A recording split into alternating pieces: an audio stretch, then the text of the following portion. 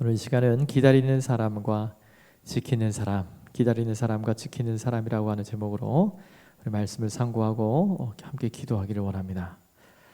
오늘 본문을 보시면 예수님께서 십자가에 달려 돌아가신 그 이후의 사건을 기록한 내용입니다. 여러분 잘 아시는 내용이지만 이 내용을 보시면 대제사장과 바리새인들이 빌라도와 함께 대화하는 장면이 오늘 본문이 보여주고 있는 그림입니다. 대제사장과 바리새인들은 예수님을 십자가에 못 박아 죽인 이후에 다시 이 빌라도 총독에게 찾아갑니다. 다시는 이스라엘 나라가 국권이 다 로마에게 빼앗긴 이후이기 때문에 당시의 모든 정치 문화는 이 로마의 압제 안에 있었죠. 그래서 총독부가 세워졌고 당시 그 지역 이스라엘 지역의 총독은 바로 빌라도 로마인이었고요. 파견된 이 빌라도에게 있었습니다. 다시 이 빌라도에게 이들이 찾아간 이유가 나오는데 그 이유는 예수님을 장사한 그 무덤을 지키기 위해서 찾아갑니다. 사실 여러분 무덤을 지킨다라고 하는 말이 흔히 우리가 생각해 볼 말은 아닙니다. 과거 금은 보화를 많이 소유했던 부자들이 당시에 고대 근동에 무덤에 묻힐 때 함께 그들이 소유했던 보물을 함께 묻는 경우가 있어서 혹시라도 그것을 어떤 도적들이 캐내어 갈까 해서 도굴꾼을 막기 위한 그렇게 지키는 경우는 혹 있었다고 합니다. 그러나 그런 일 외에 무덤을 지키는 일은 사실 우리가 생각하기 어렵습니다. 또한 여러분 예수님께서 재산을 가지고 있으셨던 분도 아니었기 때문에 가난한 예수님의 무덤에 도굴꾼이 오는 일은 없을 법하죠. 그런데 대제사장과 바리새인들은 그렇게 반가운 만남이 아니었던 자신의 나라를 압제하고 있는 그 총독과 왜 다시 대면을 했을까? 그 이유가 무덤을 지키기 위해서라면 그러면 왜 이들은 무덤을 지키려고 했을까? 여러분 좀 고민을 해보았으면 좋겠습니다. 자, 이 모든 일의 시작은 바로 예수님의 말씀이었어요. 예수님께서 돌아가시기 전에, 그러니까 십자가에 달려서 돌아가시기 전에 3일 만에 죽음에서 내가 다시 살아날 것이다 라고 하신 그 말씀이 있었습니다. 이 말씀이 이 대제사장과 서기관들로 하여금 이 일을 오늘 저와 여러분을 보는 본문을 만든 것이죠. 무덤을 지키려고 하는 노력을 하게 합니다. 자, 여러분 성경 속에서 예수님의 말씀, 그 말씀으로 인생의 그 삶에 영향을 받은 이들은 참 많이 있습니다. 헝클어진 그물과 텅 빈 배로 낙심한 어부에게 주님이 말씀하시죠. 내가 너로 사람을 낚는 어부가 되게 할 것이다. 이 한 말씀 가지고 모든 것을 내려놓고 충성스러운 주님의 제자가 되기도 하였고, 여러분도 아시다시피 지금 번역이 바뀌었지만 뽕나무에 올라간 세리장이었던 이 삭개오에게 오늘 내가 너와 함께 머물겠다라고 하시자 그 예수님의 한 말씀 때문에 여러분 아시다시피 이 삭개오는 자신의 재산의 절반을 가난한 자들에게 베푸는 그런 놀라운 역사가 있었죠. 이 밖에도 성경은 사실 예수님의 말씀으로 인생을 바꾸어 놓은 놀라운 능력을 많이 소개합니다. 자, 그런 관점에서 볼 때 오늘 저와 여러분이 보고 있는 대제사장과 바리새인, 예수님이 3일 만에 부활하시리라 라고 하는 말씀으로 인해서 한 변화를 만들어내는데 그리 보고 싶지 않은, 탐탁지 않은 그 만남을 하게 했다는 거죠. 그 빌라도에게 말이죠.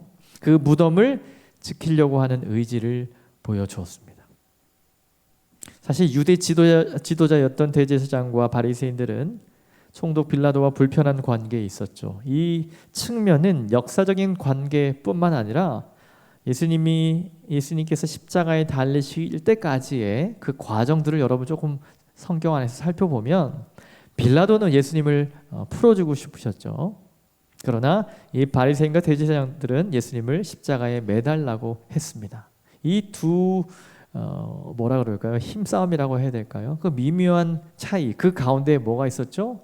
혹시라도 대제사장과 서기관들, 그러니까 유대 지도자들이 군중들을 이렇게 이용해서 밀란이 나거나 혹시라도 그런 소요가 폭동이 일어날까 굉장히 빌라도가 두려워한 모습들을 성경을 통해서 볼 수 있죠. 그렇기 때문에 서로는 사실 만나고 싶지 않습니다. 예수님께서 십자가에 이렇게 처형 선고를 하고 난 다음은 자 이제 다 끝났지, 이제 나는 더 이상 너희들을 대면하고 싶지 않아 라고 하는 마음이 빌라도에게 있었을 것이고, 대제사장과 서기관도 마찬가지였을 겁니다. 또 여러분 아시다시피 이 셀롯이라고 질롯이라고 하는 당시에 그 뭐라 그럴까요? 독립투사와 같은 그런 사람들이 호심탐탐 로마 군인들을 죽이려고 또 총독을 살해하려고 그런 분위기가 있었던 당시의 분위기로 볼 때, 오늘 이 만남은 바리새인과 특히 대제사장과 바리새인들이 예수님의 무덤을 지키려고 군사를 얻어내려고 하는 그 의지가 얼마나 강했는가를 보여주는 정말로 독특한 본문이라고 생각할 수 있습니다. 결론은 이렇죠. 그들은 빌라도에게 그 권한을 얻어요. 경비병을 얻습니다. 그러니까 무덤을 지킬 그 병력을, 공권력을 얻게 되는 거죠. 자, 여러분, 예수님이 3일 만에 부활하신다라고 하는 이 말씀이 대제사장과 바리새인들에게는, 그런데 이 말씀을 이들은 믿지는 않았습니다. 우리 본문을 보니까 거짓 예언으로 여겼습니다. 본문 63절에서 이들은 예수님을 뭐라고 말하냐면 저 속이던 자, 예수님을 가리켜서 저 속이던 자, 이 사기꾼이죠. 거짓말하는 사람.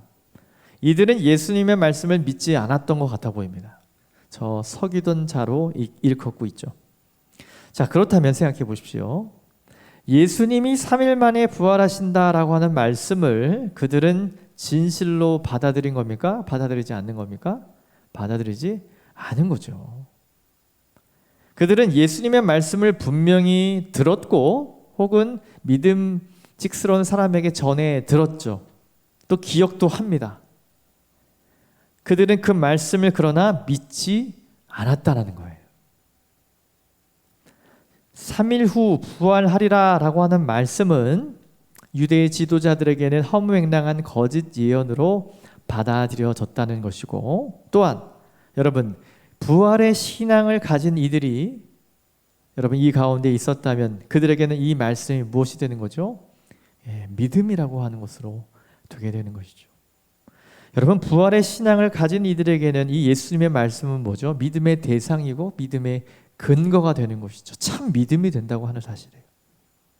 자, 이와 같은 일은 흔히 우리는 볼 수가 있어요. 우리는 성경에서 소개하는 이적들, 예수님의 무리를 걸으셨다든지 바다를 가르셨다든지 요단강을 가르셨다든지 고래 뱃속에서 예를 들면 요나가 3일간 들어있다가 나온 일이라든지 다니엘의 경우에 많은 이적들, 여러분 이런 이야기들을 성경을 여러분 접할 때 쉽게 사람들은 의심하게 되죠. 지어낸 이야기로 간단히 취급하며 그래 신화 같은 이야기니까 그거는 이제 됐고 그게 교훈하는 바가 뭐야? 처럼 교훈하는 바가 무엇인지만 살피게 되는 것이 보통 사람들의 일이에요.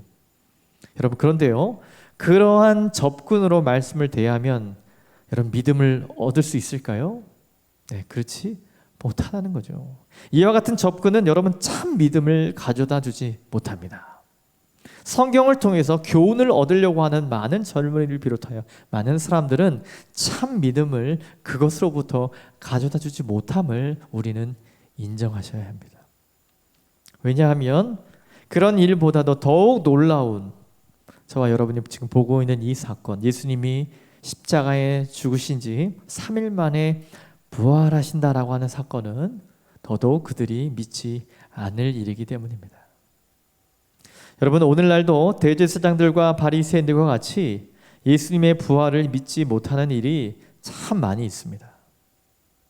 예수님을 믿는다고 말해요. 예수님을 믿으세요? 예수님 믿는다고 말합니다. 그런데 예수님의 부활은 믿을 수 없다고 말하는 이가 점점 늘어나고 있습니다. 예수님을 믿는다고 하면 그럼 어떤 것을 믿으시는 겁니까? 라고 한다면 예수님이 가지고 계신 그 고귀한 가치라고 말합니다. 불의를 대항하는 그 고귀한 목소리, 그 정신 정도로 예수님의 사역을 평가하며, 그래서 보다 정의로운 사회를 구현하려고 하는 것이 하나님의, 예수님의 뜻이라고 말하는 이들이 오늘날 굉장히 많습니다. 한 신학교에서는 민중의 이름으로 기도하는 일들이 오늘날에 일어나고 있어요.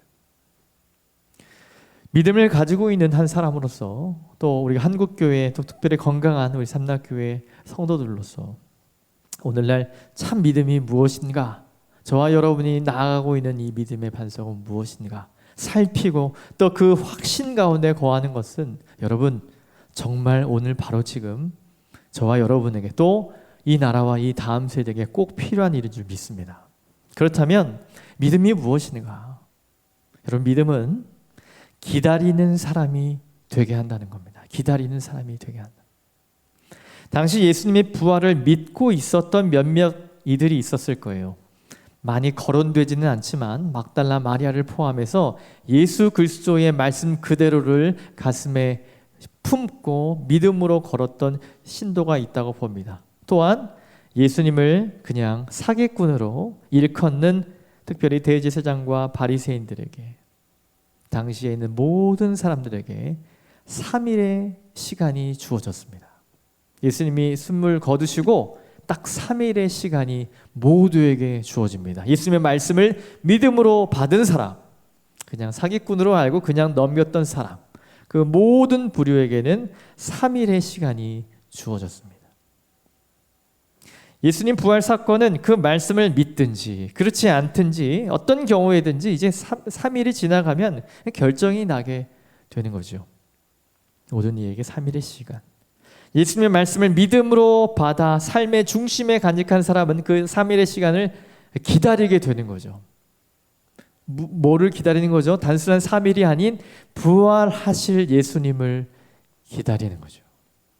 여러분, 믿음은 기다리는 사람이 되게 한다는 거예요. 부활하실 예수 그리스도를 바라보며 견뎌내는 시간이에요. 여러분, 야구 경기에서 많은 전문가들은 이렇게 얘기해요. 홈런을 많이 치기 위해서는 오래 기다려야 된다, 이런 조언을 많이 합니다. 왜냐하면 공은 계속 날아오지 않습니까? 투수가 공을 막 던져요. 날아오는 공을 향해 방망이를 이렇게 휘둘러야 하는 타자는 내가 치기에 적절한 공이 날아오기를 오래 기다려야 된다는 거죠. 세계적인 투수들이 던지는 공은 이렇게 보이는 거예요. 마치 내가 치기 좋은 공인 것처럼 보이지만 마지막에는 옆으로 빠지거나 아래로 떨어지는 그런 변화구가 그들의 특기지 않습니까? 그래서 많은 사람들이, 많은 타자들이 기다리기 어렵게 하는 것은 이렇게 생각하는 거죠. 충분히 내가 이 공을 칠 수 있다라고 생각하기 때문에 그렇게 속아서 넘어간다는 거죠. 그런 기회들을 날린다는 거죠. 여러분, 어떻게 보면 우리의 신앙생활도 비슷한 것 같습니다.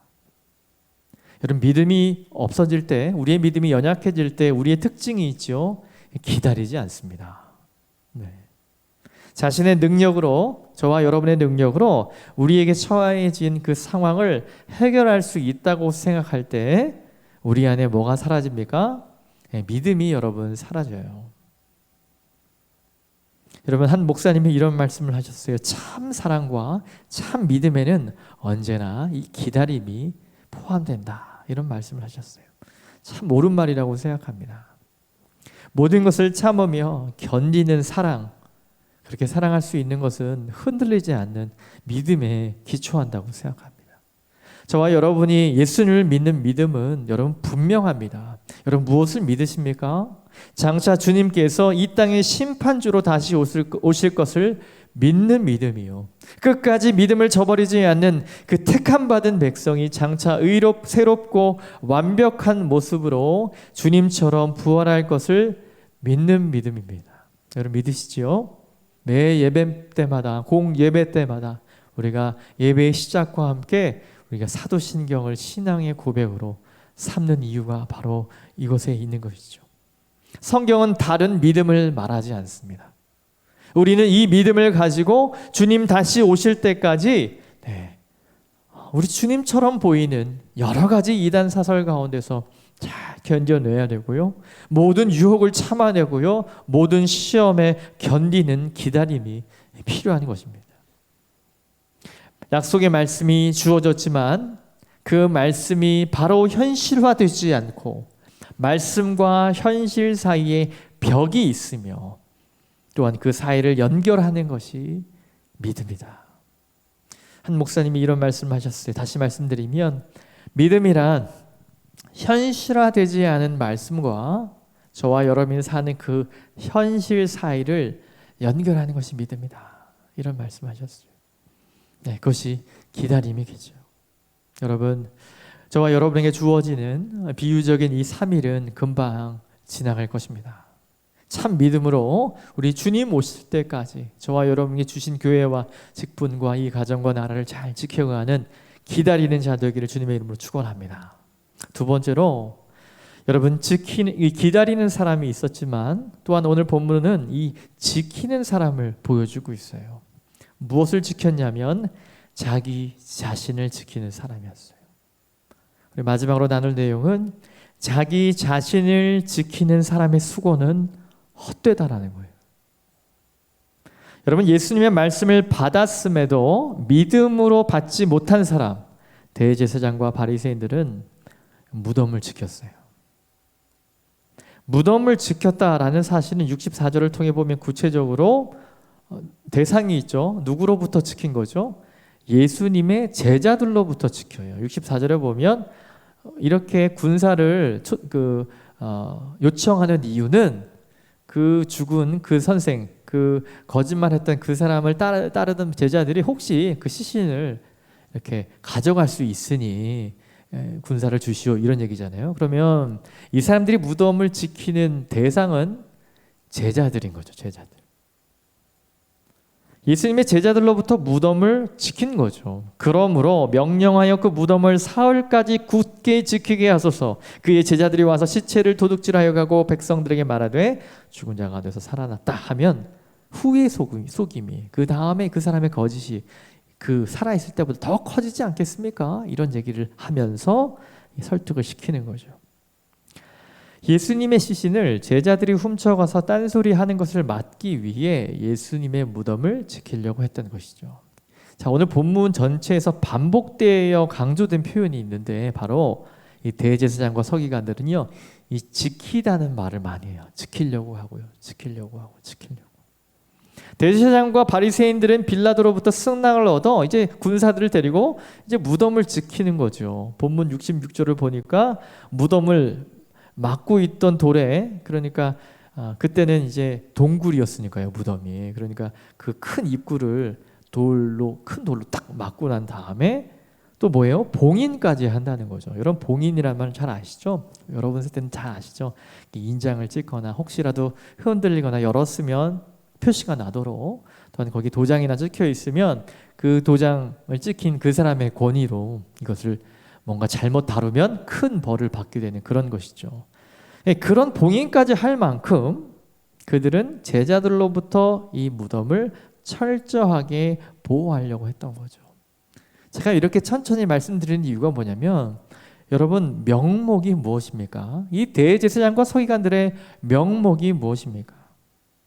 예수라는 사기꾼의 말로 인해 더 이상 사람들의 동요가 일어나지 않도록 하기 위함이었죠. 그들은 당시의 유대의 지도자였어요. 말하자면 당시의 영적 지도자라고 말할 수도 있어요.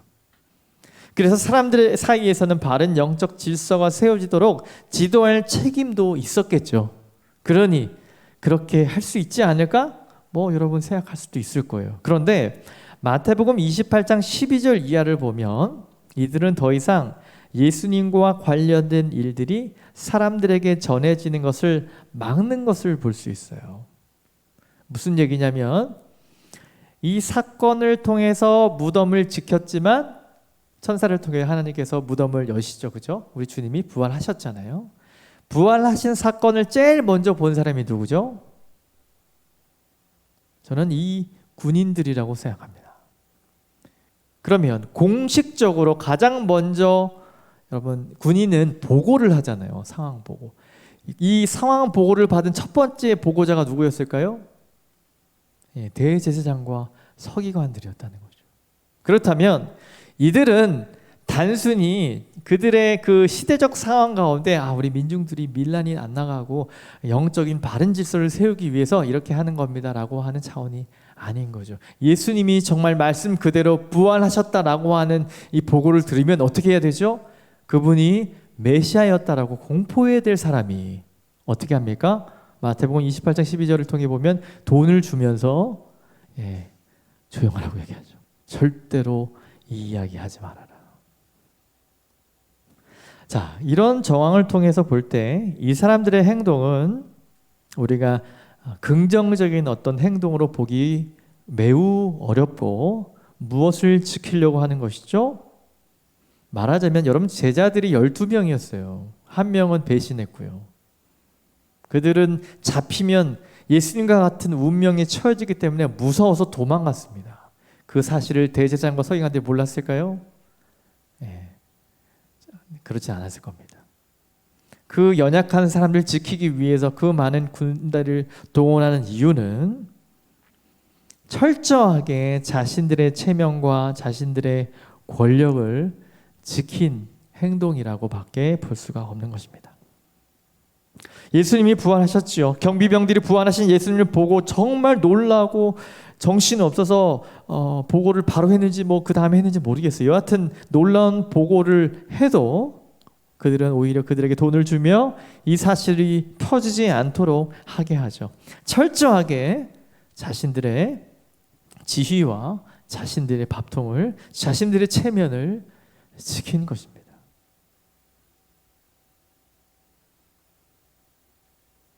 여러분, 부활하신 예수님을 누가 제일 처음 만났습니까? 막달라 마리아가 본문 가운데 제일 들어가서 주님과 대화한 장면이 요한복음에 있긴 하지만 정황상 경비병일 수밖에 없고 그 내용은 이 대제사장과 바리새인들일 수밖에 없습니다. 적어도 이들에게는 뭐가 의미가 없어요? 예수님의 부활이 전혀 의미가 없었어요. 여러분, 이 비극을 여러분 잘 관찰하셔야 돼요.